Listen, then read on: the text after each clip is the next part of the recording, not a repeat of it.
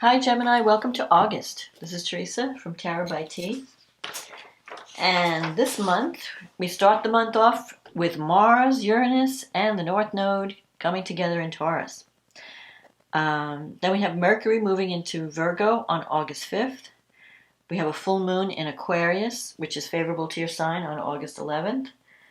Then we have Venus moving into Leo on August 12th. Mars moves into Gemini August 21st. And Uranus goes retrograde on the 24th.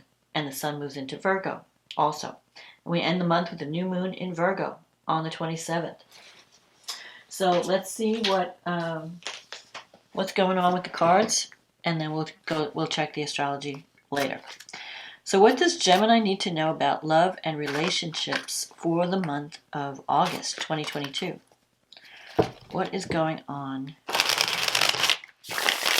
for Gemini in August in terms of love and relationships? What is going on for Gemini in terms of love and relationships? What is happening?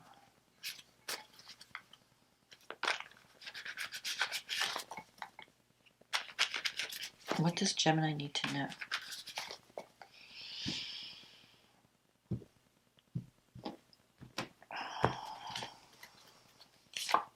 The Three of Swords, the Five of Cups, the Nine of Pentacles, the Seven of Cups, the Five of Pentacles, the High Priestess, the Star, the Eight of Cups, the Ten of Cups, and the Six of Pentacles. And the card under the deck is the King of Pentacles. So you start the month off with this Three of Swords energy, Five of Cups energy. The Three of Swords is heartache. You may be deciding that you're cutting out. There could be a relationship that's... maybe you're cutting out relationships or things that are not working. You may have already ended a relationship that wasn't working. The Five of Cups crossing it. So that's a card of regret and focusing on the past. So you might be thinking of a past relationship that ended and having some regrets about it. Like maybe you're wishing that you had handled things differently. You're focusing on your losses at the beginning of the month. You have the Nine of Pentacles here, so I feel like career-wise you're doing okay financially, but you're feeling lonely. And you're thinking, I want to share my life with someone, but I feel like you're still suffering some kind of loss at the beginning of the month. Now, the Seven of Cups is in the recent past. That's a card of options, where you may have more than one option in terms of relationship or love. Or you're trying to figure out where you want to go, what do you want to do. I feel like there's a part of you that's trying to figure out who to focus on, what to focus on, what is it that you really want. But I feel also that with this, especially with this Five of Pentacles energy, that you may be feeling cut off from someone or cut off from a loved one. And so you might be feeling either lonely or maybe a little depressed, or someone could come, like the Five of Pentacles can be depression, feeling like you're on the outside looking in, feeling that you don't have enough to offer someone in some way. And if it's not you, it could be the other person. It could be the other person doesn't feel good enough, or the other person is coming to you for help. Because the Five of Pentacles can sometimes mean someone is going through a difficult time financially and it might be coming to you for help or assistance. And maybe you're trying to decide, what do I do with this person? Do I try to make things work? Do I let go? I feel like there's a couple of things going on here. I think you have more than one option in love. One of those options is secure financially, and one of them is not. One of them might be more trouble than they're worth, and you have to decide where you want to focus your energy. You have this King of Pentacles here. This is a card of, you could be dealing with an earth sign, one of the people. So that could be Taurus, Virgo, Capricorn. And this person is financially stable. They're very dependable. You know, when they make plans with you, they follow through. They're looking for security. They care very much about family. They work very hard for the money. They could be a little bit materialistic. But that's what makes them feel safe and secure. They want to be able to provide for the people that they love. So you could be dealing with someone. I feel like there's two energies going on. One person is secure and stable. The other person is a little bit more unstable, and maybe you've decided to cut that relationship out, but they're still coming to you for help, or they're coming to you for assistance. I feel like you may have decided, okay, I'm going to cut out what's no longer working for me, and I'm going to focus on building something solid, something that's secure in a relationship. But I don't think whatever you're cutting out, you're still emotionally connected some way. Like that person isn't really in the past. You may feel a sense of loss or guilt, or still feel connected to someone from the past. You have the High Priestess coming up in the future. That's a card, and the Star. It's a card of trusting your intuition. It's a card of taking time out to really listen to your inner voice. I think you're having to figure it out. Like, who do I really want to be with? Do I want to be with a more secure, stable, mature person? Or do I want to be with someone who's always got a problem and is always coming to me for solutions? And there's like this imbalance in the give and take. I feel like this is the month that you may decide to cut that out of your life, because you're looking for more stability. You have the Star here. This is a card of hope and wish fulfillment. But it's in your negative thinking sector. So you may feel like, well, maybe I can't have the type of relationship that I want. I want someone that I can count on, someone who's pretty much together. I'm tired of dealing with someone who's always got a problem or always coming to me for help. I want someone who's more stable. And you have this Eight of Cups energy. This is about walking away from something that was once good but it's no longer fulfilling. So for some of you, I feel like you're leaving something behind that's not working. But you have your eye on the goal, the Ten of Cups. But I think there's someone in your environment or in your life that can work. Because the Ten of Cups is love. You're really wanting to connect with someone that you can have a true loving relationship with, a secure relationship, a relationship that where you could build together. But and you have the Six of Pentacles here. You may have a tendency though to be attracting. I feel like you still have to deal with someone.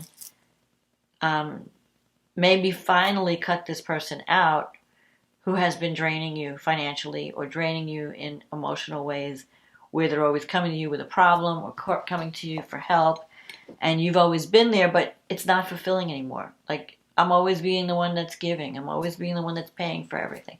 I'm always the one that's doing all the work. And this person, it's not a really mutual fulfilling relationship. It's not giving back to you.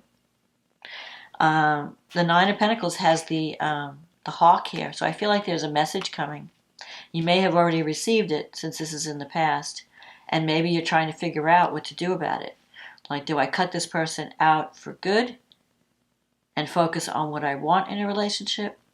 Or do I help them one more time and then, it's like you're on the fence. I feel like you're kind of on the fence. You're in transition. But I feel like the energy is moving toward you leaving something that's not working. And you have to just stop focusing on the past and past hurt and past sorrow, and focus on what you want to build in the future. And there could be someone coming up that you can have a stable relationship with. But first you have to get rid of whatever's been holding you back that's from the past. So let's see what the angel cards have to say for Gemini. What message do the angels have? I feel like you can achieve your goal. You have to think more positive, but also not waste your energy on someone that you can't work with. that you know is not contributing positively, is not really even capable of having a relationship, not capable of reciprocating. Okay, so let's see what the angels have to say for Gemini. What is the message? Patience. Okay. So, the angels have to say, patience is required at the moment. You may feel that things are not moving as fast as you would like, yet there's a lot going on energetically. The current situation causing concern is evolving in a positive way. Let go and have patience. You will eventually realize that this whole event was in fact a blessing. All is perfect as it is. Trust you are eternally loved and guided. So go with the flow this month. Don't try to force things, but know what you want. Focus. Take time out to think about what you really want so that you'll know what to focus on and what to release. So let's see what the astrology has to say. So we start the month off with Uranus, Mars, and the North Node in your 12th house. That's a psychological house. So there could be some eruptions around, well, you could be dealing with hospitals, prisons, areas of confinement, psychological issues, things that are hidden. You might be, you have to look at, how am I affecting my life in a positive or negative way? Do I have any psychological blocks toward relationship that's holding me back? Is there anything that I need to complete? Because the 12th house is like karmic house, and it's a house of, finishing up old karma, releasing old baggage, closing the door on the past. I feel like you have to close the door on the past. And that's going to happen at the beginning of the month, August 1st. There might be some surprising developments because Uranus and Mars coming together is a volatile combination. So something may erupt at that time. You may have an argument, or you may have a discussion, or something may pop up that makes you see clearly or that frees you from something. But the North Node is in Taurus, so it's trying to tell you, what do I need to release? What do I need to free myself from so that I can have more security and stability in the future? What do I need to drop? What kind of baggage do I need to release? What kind of cycle do I need to end? So I feel like you're releasing from the past heartache, past relationship that wasn't working. Then we have this full moon, and the full moon is in your 9th house, and the sun is in the 3rd house. These are your communication houses. The 9th house the moon is also conjunct Saturn. So you're seeing the reality. You might be, with the 9th house has to do with higher education, teaching, learning, travel, long distance travel. So there could be some obstacles. Maybe you're finishing up something, you're learning something, or you might be finishing up some type of educational program or a communications project. And it's been a struggle with Saturn. Saturn has kind of been, there's heavy energy. Maybe you feel blocked, or you feel like it's been an uphill struggle. You're trying to communicate, you're trying to get a message across to someone, and you feel like you're just not getting there. The sun is, this moon is full moon is T-squaring Uranus in the 12th. So there is there's a psychological aspect that you have to deal with. There's something that's hidden that may be revealed at this time. And once you see that, you're going to see the truth and know what to do from that point. So something is coming to a head. It could involve communication with siblings or relatives, because the 3rd house has to do with brothers, sisters, and uncles. It could also be the North Node is trine Mercury, which is your ruling planet, and Mercury's in the 4th house, so it has to do with home and family. I feel like these issues are coming to a head at this full moon. But it's going to need communication. You're going to need to talk about things. You can't keep sweeping them under the rug. And I think that's good, because it will, if something comes up unexpectedly, you can resolve it. You can see it and figure out a way to get through it. Venus is in your second house, so that's good in a sense, and it's trining. She's sextile. No, she's trining Neptune. And Neptune's in your 10th house. So you could get some kind of increase in salary, a raise, or more money coming in, because Venus in the second usually brings money. Sextile Neptune, you could wind up working in your dream job, doing something really creative, doing something that helps others, something that's healing.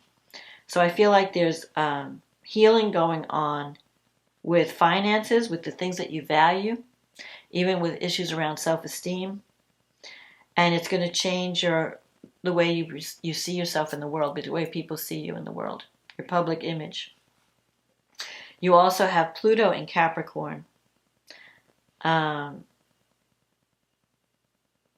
Venus is opposing Pluto in the 8th house. So if there's any kind of financial situation that comes to a head at this time, there could be some power struggles around money. Someone could be trying to manipulate you financially. So you want to be aware of that. So especially because I'm seeing this 5 of Pentacles. Someone may come to you needing financial assistance. And you have to make sure you're not being manipulated. That they're not playing the victim. Or there's like power struggles where you're wielding power because you have the money. So you want to make sure that you look deeper, go deeper into that situation. At this full moon, it's squaring Mars, and the full moon is squaring Mars and Uranus and the North Node. Again, it's bringing up these psychological issues. So it may be that you need to communicate and talk about things that you have kept to yourself in the past.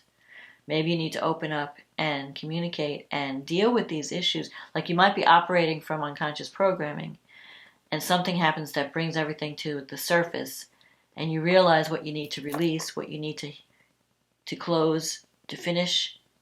It's like an end of a cycle. So there could be a lot of healing going on at this full moon, to do some type of communication. Mars in Taurus is sextile Neptune in your 10th house.